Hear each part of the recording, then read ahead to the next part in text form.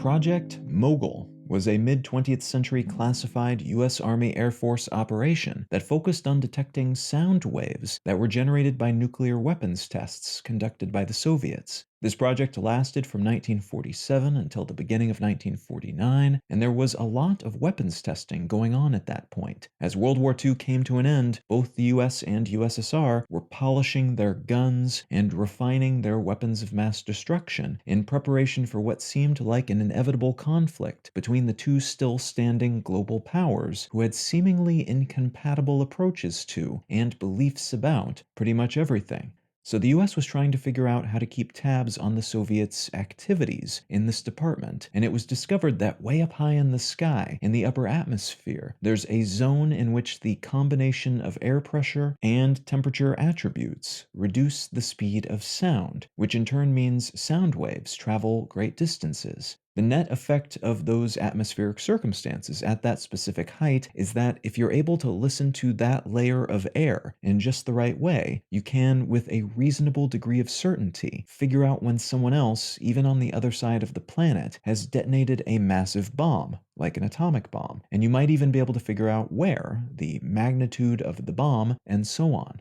This project made use of experimental balloons, which were armed with microphones and transmitters that could capture globe-spanning sound waves at that high altitude and then transmit that data back to the ground, where researchers would be keeping tabs and documenting these anomalies. In order to function properly, these balloons needed to stay way up in the upper atmosphere, stable for long periods of time, and that required additional tech wizardry that helped them track their altitudes and adjust their ballast levels as appropriate, and it also required that these balloons were quite resilient, and the initial versions were made from clusters of smaller rubber balloons all linked together, but the program soon moved on to large polyethylene plastic balloons instead, as they were less prone to leaks and more overall durable. This program was ultimately sunsetted when a more reliable and cheap ground-based method for tracking these tests, which involved seismic detectors like those used for earthquakes and air sampling using planes to detect fallout, was developed and implemented, though the giant plastic balloons used for Project Mogul eventually went on to be used in the Skyhook program, which informed quite a few other classified and non-classified projects, including some that involved taking aerial photos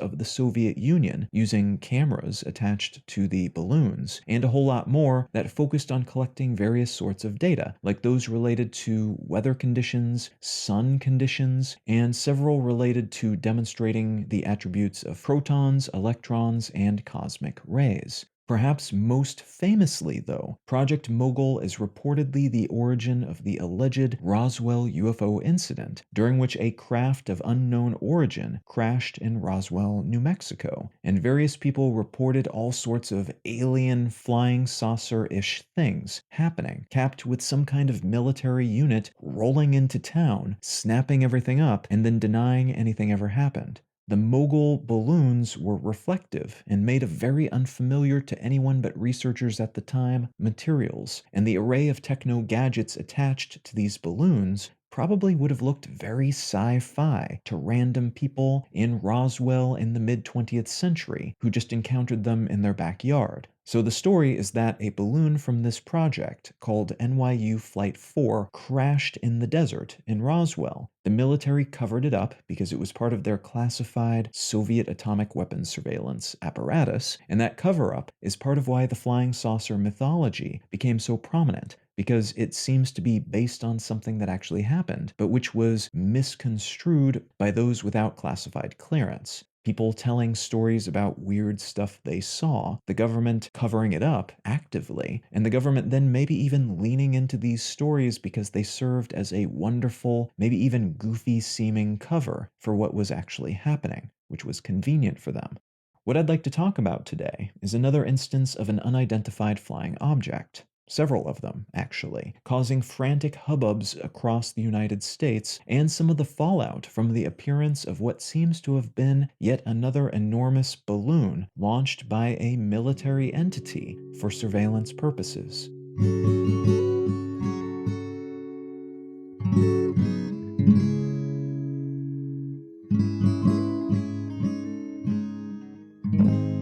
You're listening to Let's Know Things. I'm Colin Wright. Let's Know Things is an independent, listener-supported show. If you're enjoying what you hear, consider becoming a supporter. The simplest way to do that is to become a patron at patreon.com/letsknowthings, but you can also support this and all of my work at understandry.com. Folks who support this show via either of those methods gain access to an additional episode of the show each month and an ad-free version of the show. A great big thanks to everybody who's already helping to support Let's Know Things, and thank you in advance if you're considering doing so in the future. All right, let's get back to the show.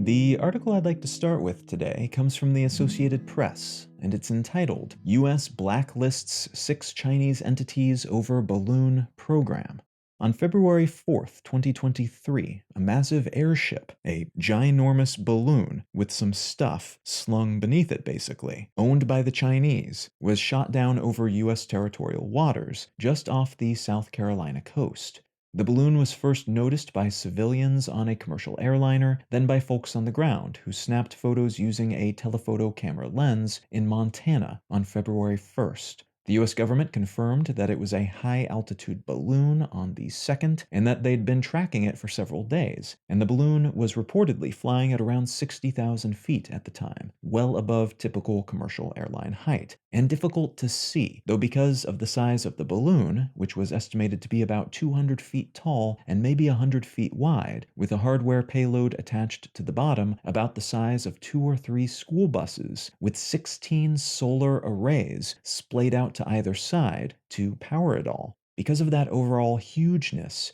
it was still visible from the ground even that high up, and the photos from that telephoto lens did a decent job of showing that it was a balloon, and it also managed to capture some of the details on those attached solar panels. So this enormous balloon is flying over the US, and folks are seeing it, and it's alarming them. The government is saying, we know, we've been watching it, but folks then realize this balloon is over portions of Montana, where there are sensitive nuclear weapons-related military sites, and the theory becomes that this is a surveillance craft, not a weather balloon, blown off course, as the Chinese government claims after word of this thing hits the international press. The US government confirms that yes, this is a surveillance balloon. The size of it, plus the kit it's carrying, all support that assessment. But they also say they don't want to kill it immediately, despite it flying over sensitive areas, because those areas are hardened against spying, so the Chinese shouldn't be able to get much from this flyover, nothing that a satellite image wouldn't give them anyway. But also because they don't want debris from a blown-up sky balloon to hit and maybe even kill someone on the ground, hence waiting for the balloon to cross the country and fly down into the ocean beyond the Carolinas before blowing it up with a missile.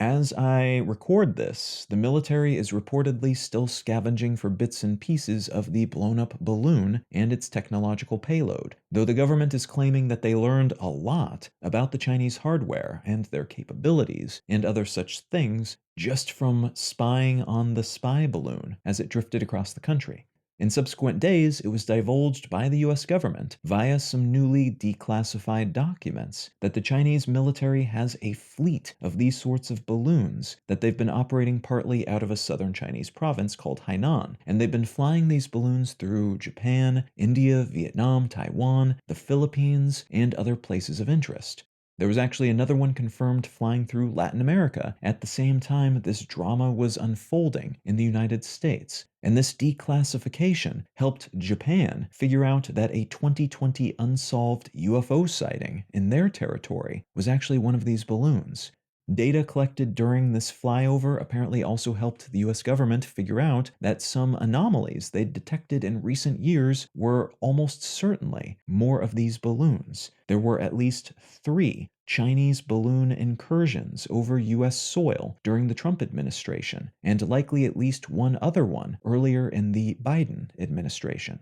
The purpose of these balloons is not known for certain, but it's suspected that they're meant to fill in gaps left by satellite surveillance, as balloons can linger for long periods of time, while satellites fly by a given area within minutes, which makes photographing a relevant space tricky depending on local conditions. Because they're closer to the ground, they can also take higher resolution shots than is possible with most satellites, and they're also just way cheaper. And the Chinese military is pretty far behind the US military in terms of in orbit assets. It's also possible that these balloons are meant to be flexible assets, as they can be used as weather balloons in a pinch, but could also, at the most extreme end of paranoia, be converted into energy efficient, hard to hit or even detect from the ground, hovering weapons platforms. A lot of what makes airships of the Zeppelin variety appealing to folks who are keen to transport goods and people long distances using very little energy applies here as well.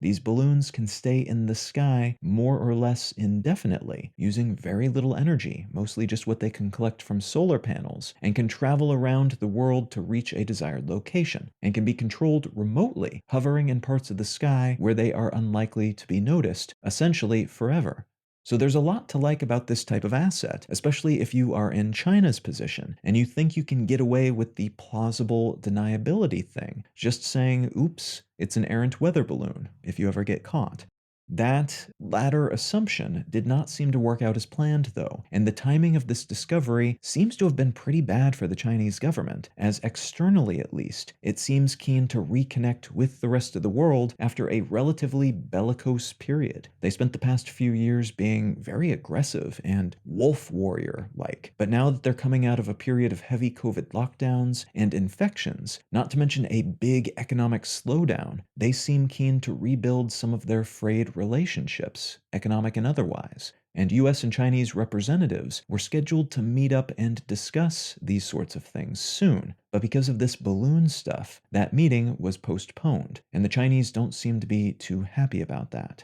There were repercussions within the US political world as well, with many politicians on both sides of the aisle criticizing Biden for not ordering the balloon shot down sooner, worrying that the data the Chinese scooped up over sensitive sites might be worth all the other consequences they have faced during this ordeal, which could in turn incentivize them to keep snooping in this way. But then others have called this a non-story, pointing out that all nations, especially big militarily active nations, spy on each other. And although this one led to a diplomatic flub, because it's kind of polite for everyone to pretend they're not spying, and to thus go way out of their way to never get caught, sometimes it happens, and it's not cool, and civilians don't like it, but whether you're spying with satellites, or high-flying jets, or stealth aircraft, or remote-operated drones, or balloons, sometimes it just happens, and acting like this is some big anomaly and breach of the way things are done is disingenuous. So there's been a lot of posturing and politicking on both sides, and everyone seems to feel they at least have to act upset. The US because we're being spied on and that's not okay, the Chinese because they need to seem like they're being unfairly accused of something, and everyone's kind of trying to score political points on their enemies, because this is a highly visible, headline-grabbing story that's good for that kind of opportunism. So Biden has been targeted by those looking to dunk on him, just as the Chinese are being criticized by anyone who thinks they can get good sound bites for their next election cycle by criticizing the current mainstream international enemy of the moment. All that said, following the initial balloon drama, another unidentified high-altitude object was shot down over Alaska on Friday, the 10th of February. It was flying at about 40,000 feet, which puts it at potential airliner altitude, so it was a theoretical danger to civilians. And then the following day, another such object was shot down over Canadian territory. In both cases, as of the day I'm recording this at least, the US and Canadian governments aren't saying what these objects were, though the former was said to be about the size of a car.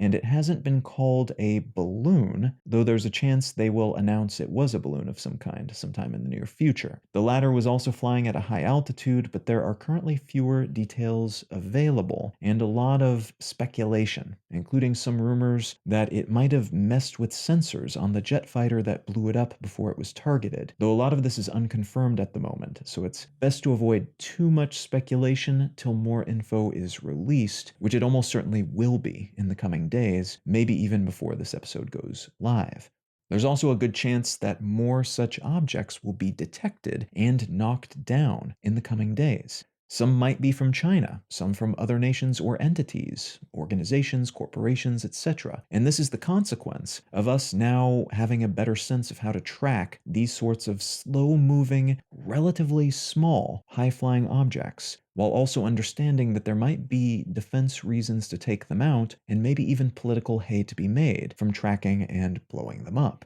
This could mean, among other things, that some research vessels, actual ones, not Chinese spy balloons pretending to be research vessels, are blown out of the sky as people begin to worry about any and all balloons, and as those in charge start to get itchy trigger fingers. Also worth noting here is that it's likely that rather than there suddenly being a slew of new aerial assets flying around and through North America, this is instead an instance of the US and Canadian and allied governments suddenly knowing what to look for, having turned up the sensitivity on their tracking gadgets, and realizing that it's smart, politically and maybe even diplomatically by some measures, to take these things out. So these objects have probably been there all along, and they're only just now more visible and being perceived as viable targets. A few more points worth mentioning. First is that, again, this kind of spying is common, and has been since the beginning of the Cold War. Part of what keeps Cold Wars cold is everyone knowing that the other side, their enemy, isn't going to nuke them out of existence before they can nuke in return. So a bit of spying of this kind is actually arguably desirable in some ways, because if the Chinese didn't know for certain, seeing with their own eyes, their own balloons, that US missile silos are not getting ready to launch, they might get itchy big red button fingers and decide to launch instead. Second is that, as mentioned in that AP article, the US is using this as an opportunity to sanction more Chinese entities. In this case, mostly companies linked to China's spy balloon and larger surveillance industry infrastructure, but also, because of the nature of these balloons and how they're made, China's aerospace industry. This is likely something the US government already wanted to do, and this is of a kind with other recent sanctions. So while definitely not something Beijing is keen to see happen, it's also not a wild deviation from how things have been between the US and Chinese governments for several years now. Sanctions are part of what the Chinese government was reportedly keen to discuss at that meeting that was put off due to the balloon hullabaloo, because even though China can get around these sanctions, it takes more work and resources to do so. So there's a chance these new sanctions are also intended to serve as leverage for whatever negotiations happen at that future meeting once it's rescheduled. It's more sanctions on the list of existing sanctions for the US to use to negotiate against in that upcoming discussion. And third, there have been some rumors and speculations that this was actually an intentional move by someone within the Chinese government, maybe to test the US response to aerial incursions, maybe to see if it would be a useful way to waste US missiles in the event of a conflict, as balloons like this would cost substantially less than the missile used to take each one down, not to mention the cost of flying the jet fighters required to launch those missiles, so they could build 100,000 balloons with weapons platforms on them or bombs attached to them and fly them to US shores, and the US would have trouble shooting them all down, but also would spend a small fortune on all the missiles required to shoot them down. Or maybe that it was a move by some group within the Chinese government that doesn't want hostilities between the countries to end, and which is in fact looking to ramp up those hostilities further, even if doing so is oppositional to the larger Chinese government's current motives. We do not have any way of knowing if any of these potentialities are true, and if so, to what degree. But the Occam's razor explanation that this is normal spying activity that's been suddenly made visible, and we're really just seeing a different response to that normal spying because of that increased visibility. That does seem to be the most likely explanation right now, based on the information currently publicly available.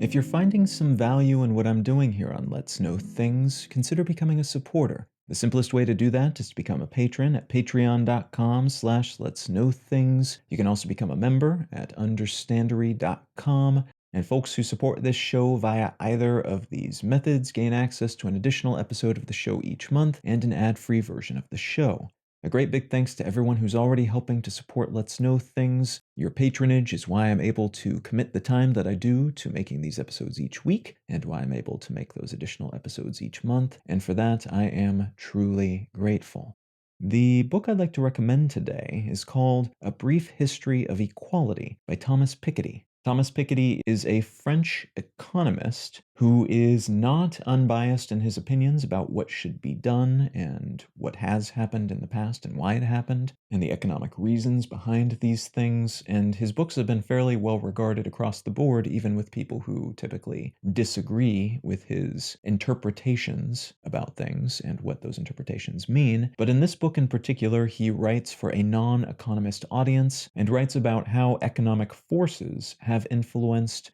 a move toward more equality over time, especially in more recent memory, and what we might do to make sure that what we might call late-stage capitalism does not get rid of the equality-related advances that we've made over the past 100 years or so, and instead becomes increasingly equitable without fully stepping back from models, like capitalism, that are familiar and comfortable for a whole lot of the people who hold a whole lot of the world's wealth. I personally found this book to be interesting and heartening. I didn't agree with everything that he said 100%, but I think he has some very good ways of framing some of these topics in a way that make them more palatable and accessible to people who might not otherwise consider them. And I think he raises some pretty good points about wealth taxes and how those might be applied without collapsing some of the incentives, which are arguably, in some cases at least, some of the better and most successful aspects of the current version of capitalism as it's practiced across much of the world today.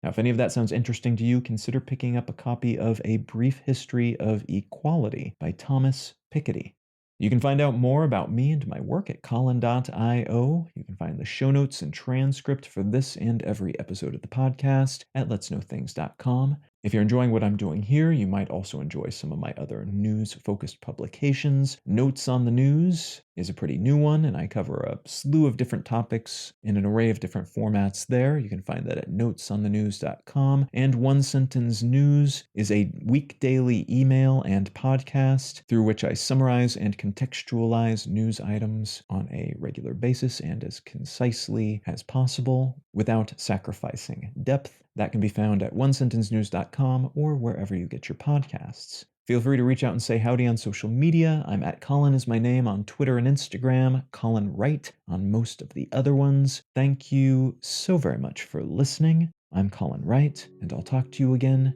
next week.